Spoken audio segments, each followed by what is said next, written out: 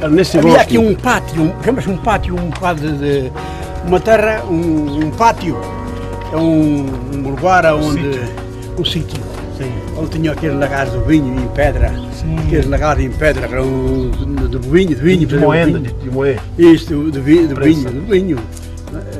Também tem prensa, que é para depois esmagar o canganho.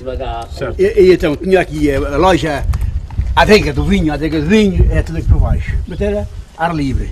Sim. Agora lá os senhorios compraram isto, reconstruíram aqui esta frente. Certo. Este tal pátio que estava aqui. Sim. A casa é conforme vai aquela, mas aquela acima não é.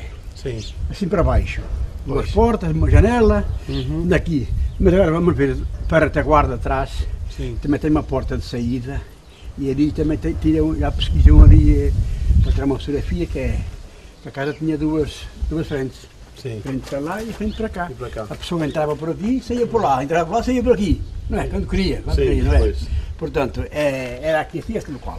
Então, pessoal, aqui é o local que ele está explicando, onde viveu até essa João Ferreira Almeida. Exatamente. O nosso grande tradutor da Bíblia Sagrada. Eu também, quer dizer, eu sou católico. Sim. Mas também simpatizo com a obra que ele fez. Isto está aqui fui eu que fiz. Isto está aqui tudo fui eu o autor. Sim. Eu o autor disto tudo. O monumento. O monumento da memória. O monumento está aí, esse busto está aí. Também foi uma lápide. Depois, com a colaboração da Junta de Freguesia, conseguimos fazer o busto está aí. Portanto, isto está aqui, aquele busto está ali, está aí muito dinheiro. Só a pedra, a obra, a pedra... Pedra pura mesmo. Pura está...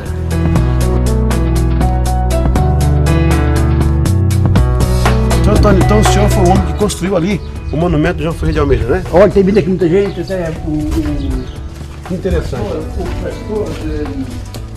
o pastor daqui do Alto Conselho de Quase Maria Alta. Certo. Reside em Tondela. Tondela, cidade, Tondela, Viseu, Tondela.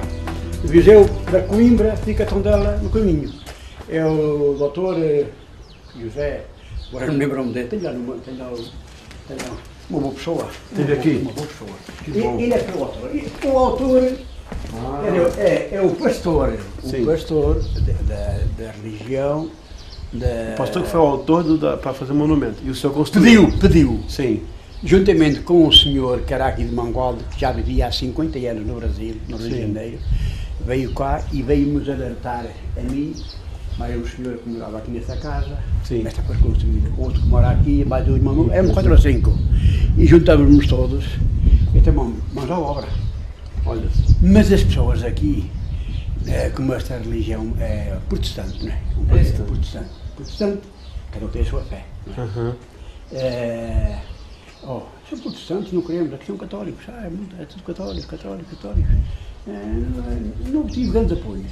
Não houve grandes apoios. Sim. Mas a obra fez-se. Sim. A obra fez-se. Olha, o senhor está na internet. A Bíblia Católica também foi traduzida. Parabenizar o senhor por isso. E eu prometi ao tal doutor José, agora me lembro sobre o nome dele, que eu ia construir aqui, mandar construir esta obra. Sim. Esta obra que está aqui, a pedra que está aqui foi construída em França.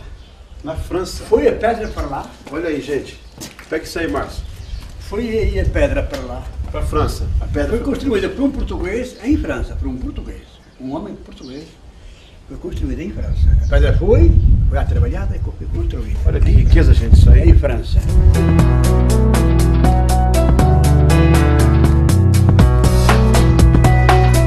O trabalho da tradução. Em 1676, Almeida apresentou seu trabalho de tradução do Novo Testamento ao consistório da Igreja Reformada em Batávia para revisão. As relações entre Almeida e os revisores da tradução ficaram tensas, especialmente devido às diferenças de opinião sobre o significado de algumas palavras e sobre o estilo do português usado. Isso resultou em grandes demoras ao trabalho de revisão, sendo que 4 anos depois ainda se discutiam os capítulos iniciais do Evangelho de Lucas. Almeida decidiu assim, sem conhecimento dos revisores, enviar uma cópia para a Holanda visando a sua publicação.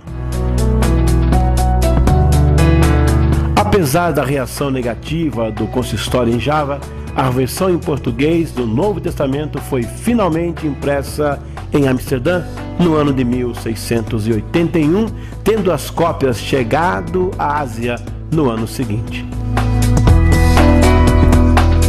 No entanto, os revisores conseguiram fazer valer a sua posição, introduzindo alterações ao trabalho de Almeida. O governo holandês concordou com a insatisfação e mandou destruir toda a primeira impressão.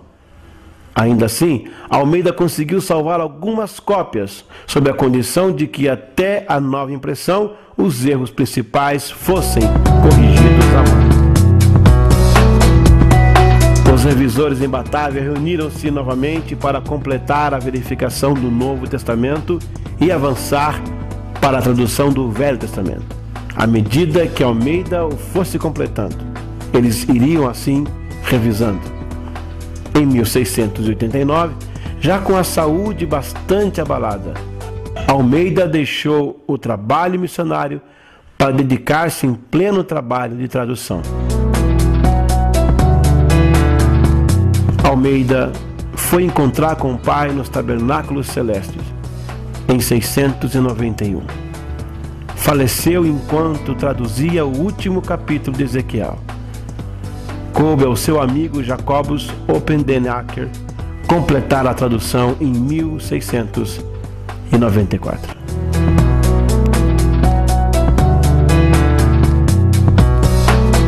Raiamos aqui o meio das pessoas e primeiro foi aquela pedra. E a Bíblia que era o símbolo. A pedra branca, a lápide branca.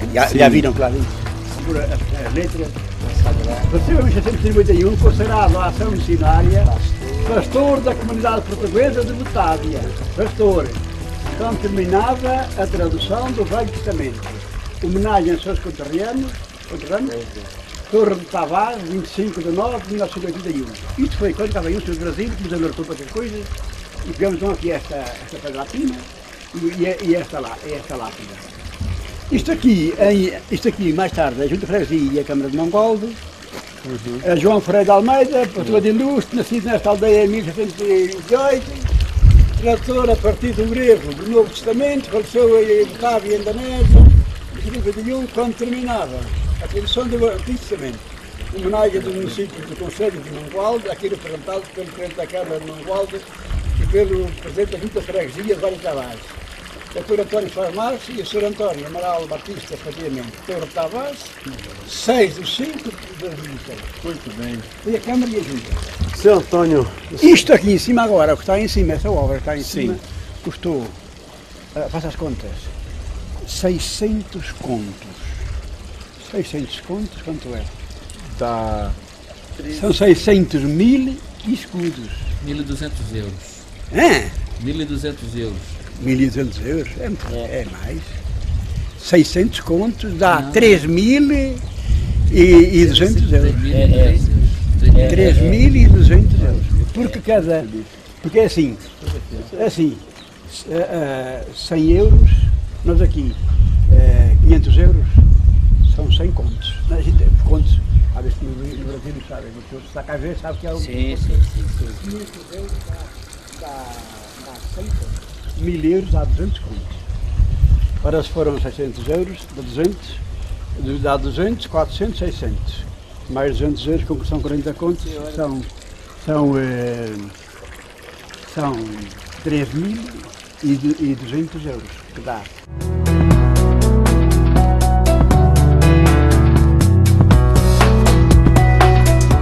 A tradução da Bíblia em língua portuguesa após a morte de João Ferreira de Almeida. A segunda edição do Novo Testamento em português, revista pouco antes da morte de Almeida, veio a ser publicada em 1693. No entanto, alguns historiadores afirmam que, uma vez mais, esta segunda edição foi desfigurada pela mão dos revisores, perdendo-se então a motivação de continuar o trabalho de traduzir a Bíblia para a língua portuguesa na Ásia.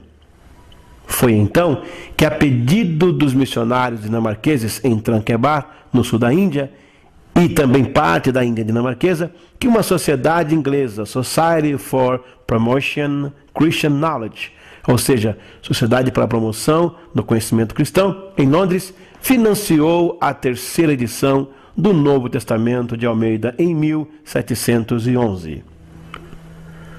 Durante o século XIX, a British and Foreign Bible Society, ou seja, a Britânica e Estrangeira Sociedade Bíblica, e a American Bible Society, ou seja, a Sociedade Bíblica Americana, distribuíram milhares de exemplares da versão de Almeida em Portugal e nas principais cidades do Brasil. Isso resultou em tornar a tradução de João Ferreira de Almeida um dos textos mais populares das Escrituras Sagradas em língua portuguesa, sendo especialmente usada pelos evangélicos. Atualmente é editada no Brasil principalmente pela Sociedade Bíblica do Brasil e pela Sociedade Bíblica Trinitariana do Brasil.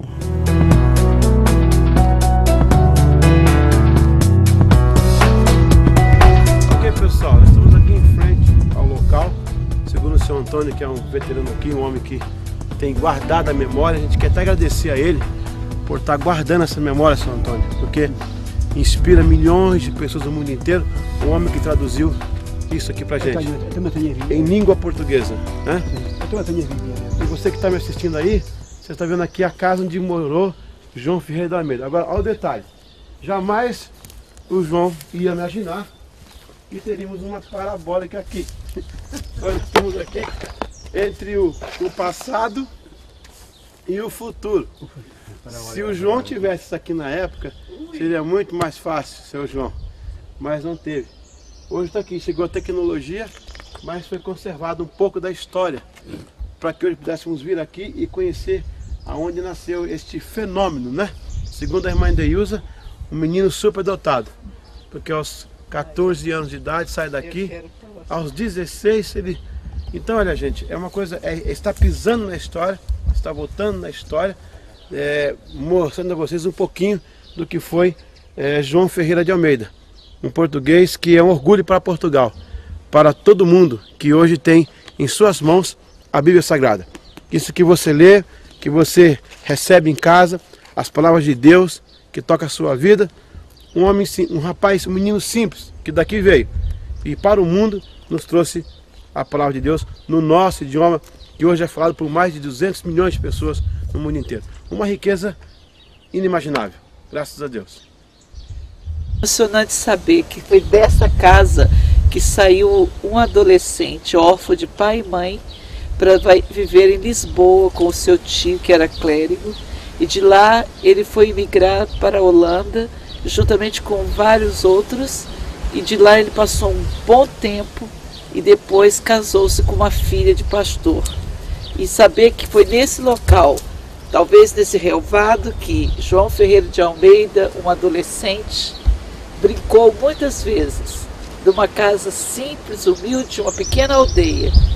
Surgiu um grande homem que poderia, quem sabe, na sua adolescência ter desviado para outros rumos, mas Deus tinha escolhido este homem para mudar o rumo da história e traduzir a Bíblia hoje que temos na língua portuguesa. Isso é tremendo. De 1656 a 1663, esse jovem cresceu muito. E ele aprendeu várias línguas e, claro, a prioritária era português. Ele foi para Ceilão e lá ele pôde, naquelas ilhas, pregar em Colombo e Porto de Gale. E depois ele foi para outros lugares e pregou e difundiu o Evangelho na língua portuguesa, porque era... O maior propósito dele era pregar o Evangelho na língua portuguesa. João Vries foi o instrumento usado para imprimir o Novo Testamento, que João Ferreira de Almeida não teve o privilégio de ver impresso. A Companhia das Índias Orientais